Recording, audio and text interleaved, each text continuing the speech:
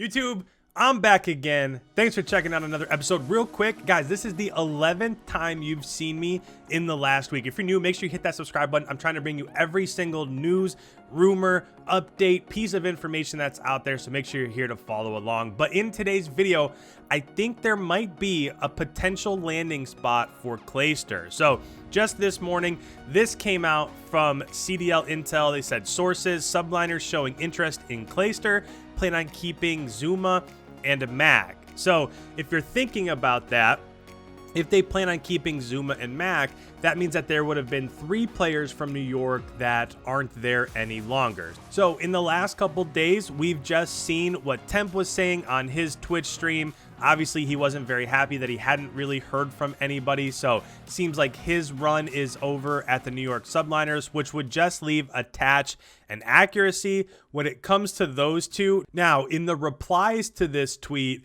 Attach went on to say WTF, and he linked his Twitch channel, and on his Twitch channel, he did say that he would be returning. So if we're thinking about where things might be going, let's go ahead, let's take a look at our roster Mania graphic. And if this is the roster that New York finished the Modern Warfare season with, I think that we can agree that Temp is probably gone, right? So let's go ahead, let's take Temp out of here. When it comes to the other 4 that are here, obviously they would have to replace one to make room for Clayster.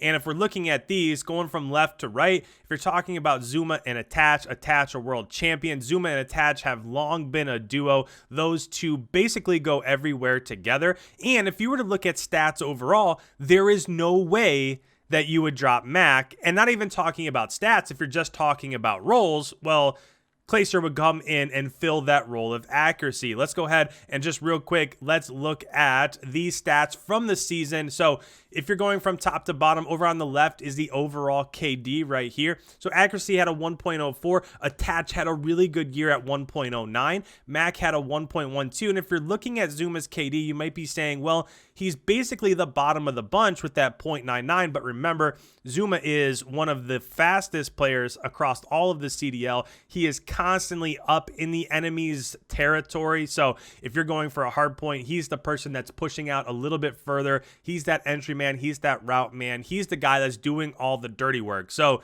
when you see a 0.99 from ZooMaa, that is super good when you're considering other people around the league, like an Asim, like a Pristini, that are doing a similar role, don't have stats anywhere near this. So if you're taking these stats into consideration and you're considering the roles that are left, in that case scenario, Accuracy would be out, and this is where you would go ahead and you would put Clayster in. Now, as we go ahead and shuffle Clayster into the mix here, I think that this is absolutely a squad to be reckoned with moving forward. If we're looking at this roster as a whole, you have Attach, you have ZooMaa, you have Mack, you have Clayster.